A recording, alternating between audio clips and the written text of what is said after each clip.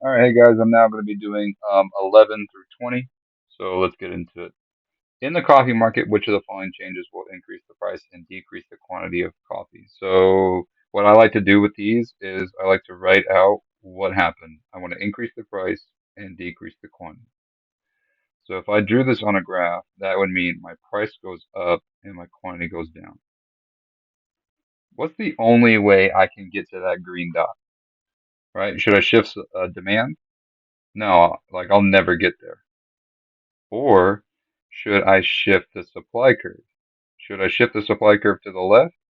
Oh, yep, we're a little bit closer. There we go. So right there, I'm at my equilibrium. So I should decrease my supply.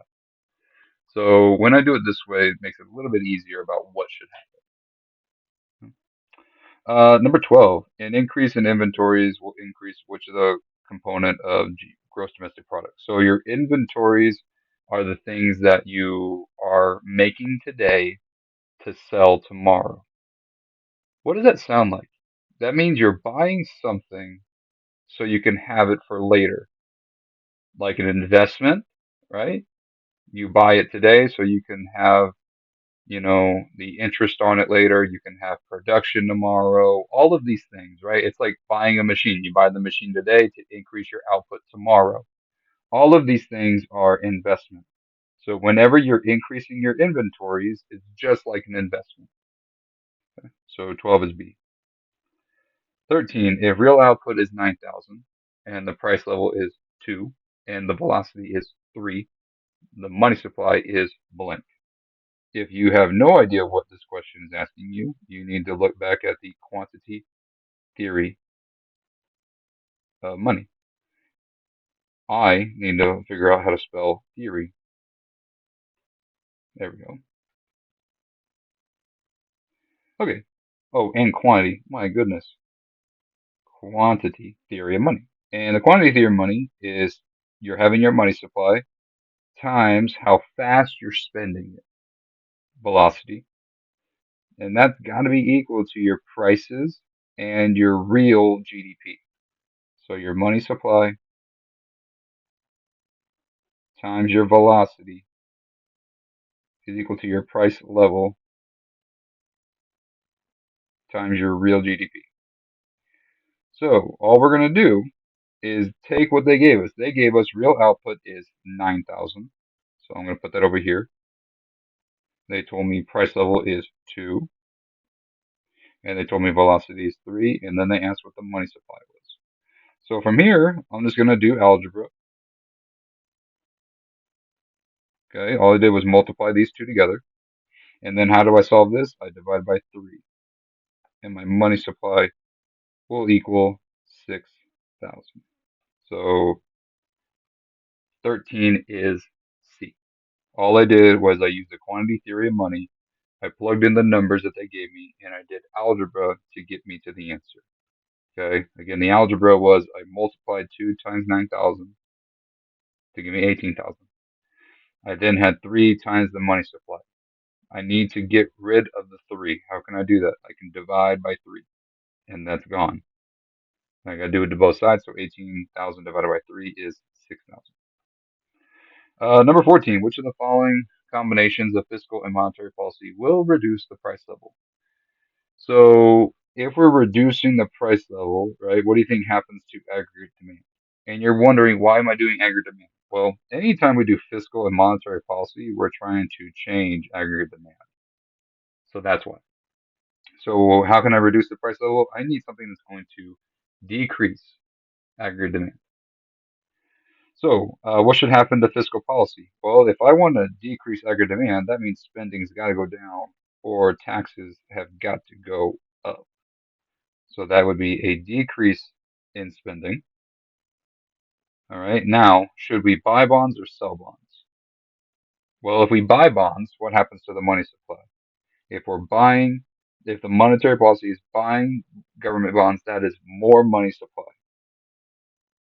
And as you know, with more money supply, the nominal interest rates will go down. If interest rates are lower, investment goes up, aggregate demand goes up, price level goes up. So it's not buy bonds because we want less money. So it's going to be selling bonds. So 14 is D.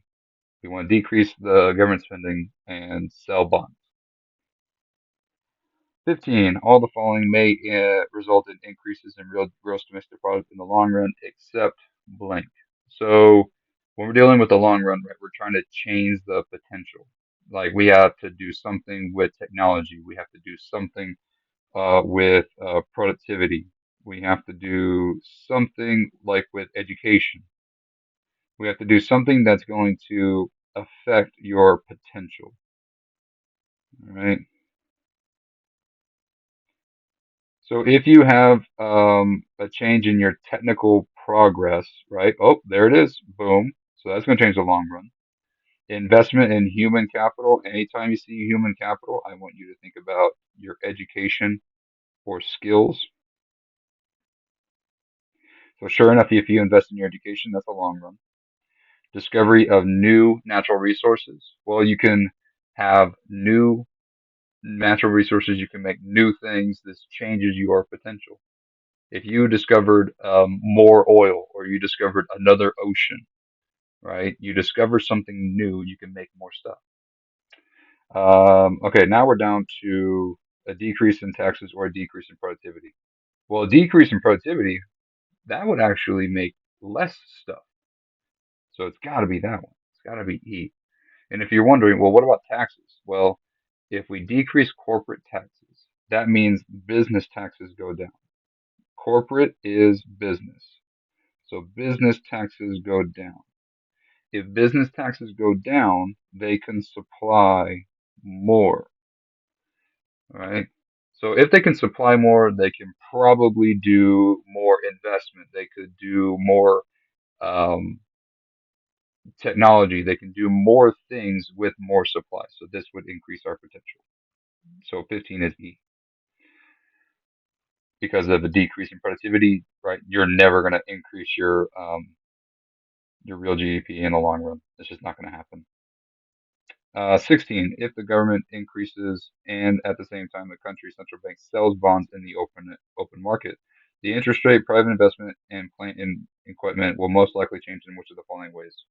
So here we go. Let's break this down. Government spending increases. G goes up. If G goes up, this means you're running a budget deficit, okay, which means your supply for the loanable funds will go down, interest rates will go up. If interest rates go up, investment goes down. If we're selling bonds, what happens to the money supply? If they're selling bonds, that means the central bank says, give me my money back. I'm selling my bonds, give me my money. So money supply goes down. If the money supply goes down, right, we're decreasing the money supply. The interest rates had to go up. And again, if interest rates go up, investment goes down. So therefore, the interest rates will increase and investment has to decrease. So 16 is B. Number 17. Which of the following would cause a movement from point S to point R on the short run Phillips curve? So basically, we're moving to that point, right? So what happened to unemployment? Did unemployment get higher or lower? Well, if your natural rate is 5 and that's 0, this would be, let's say, 3. So your unemployment is going down. If unemployment's going down, what does that mean for output? That means output had to go up, right? And what would increase output? But also, what happened to inflation? Inflation went up. So that means price level goes up. So which one would cause output to go up and price level to go up? The only thing that's going to increase your price level and increase your output to get you to the red dot is an increase in aggregate demand. So how can we increase aggregate demand? We can have an increase in government spending. Okay? That was a long process, but let me go through it again. Your unemployment goes down. If your unemployment goes down, that had to mean you had more output. Inflation goes up. So that means price level had to go up.